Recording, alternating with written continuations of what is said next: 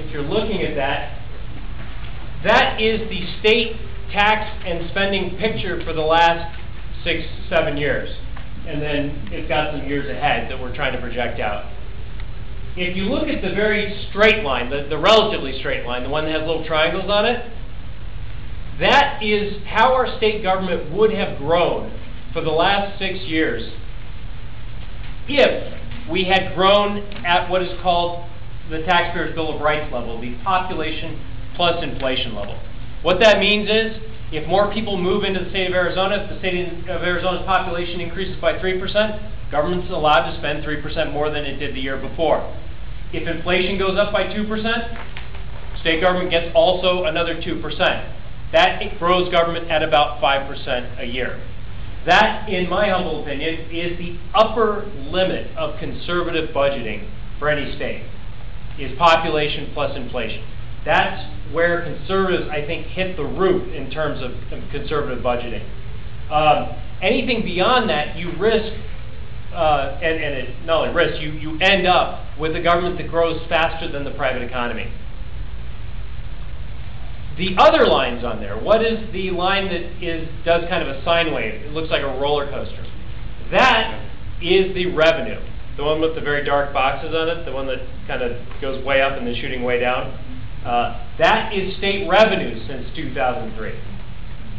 You will notice that from fiscal 2003 all the way through 2007, we basically spent, because that other line is spending, we, meaning the state legislature and the governor was a big part of this, Ms. Napolitano, we basically spent every single last dollar that came into the state treasury.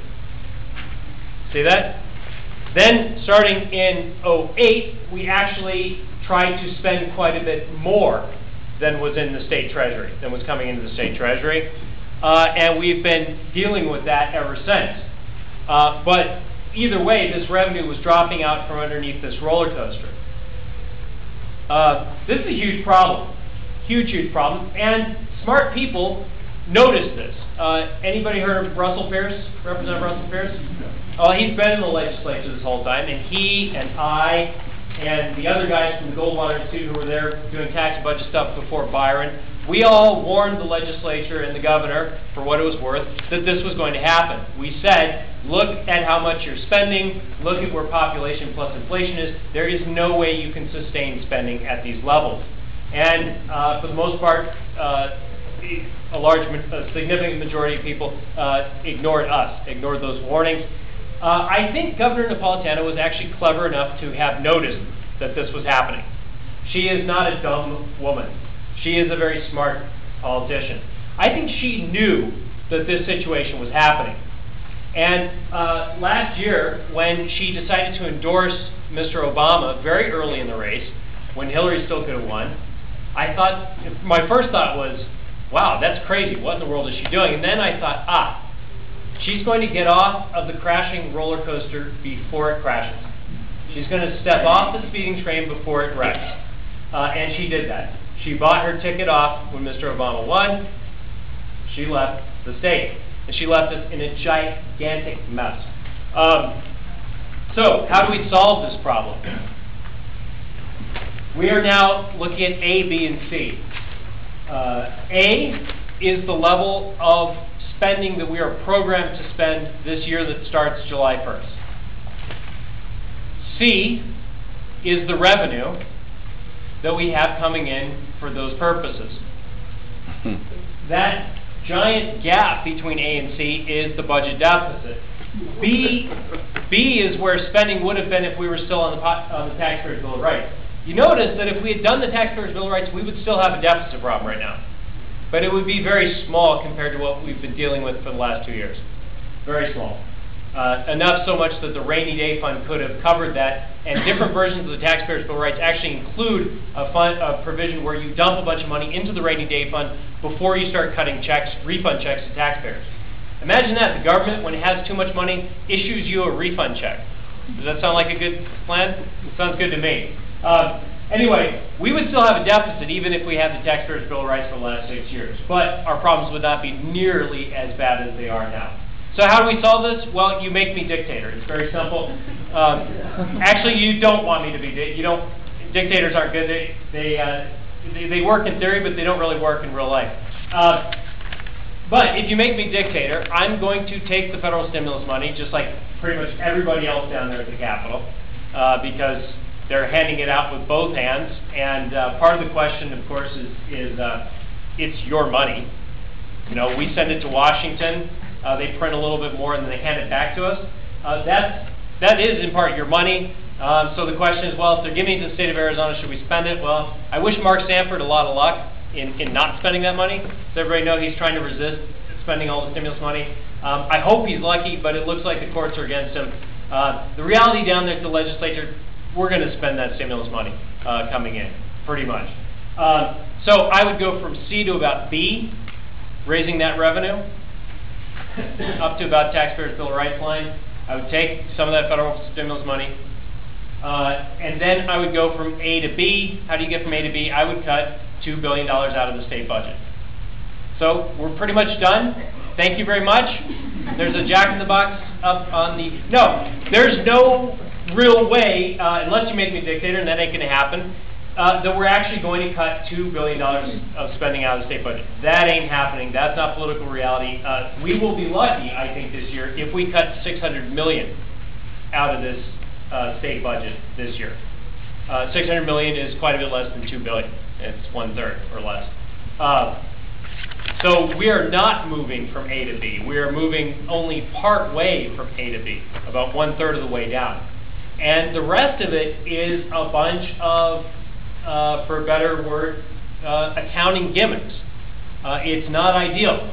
The question is what the majority has put in last week, what they passed, is that better than going for a gigantic tax increase?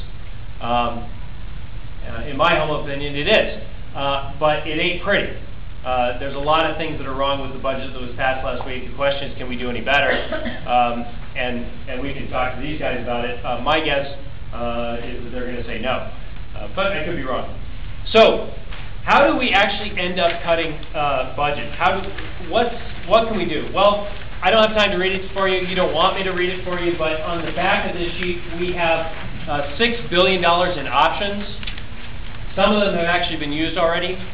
And by our count, we have about $4 billion of options that have not been used. We would suggest using more of them. Not sure that's going to happen.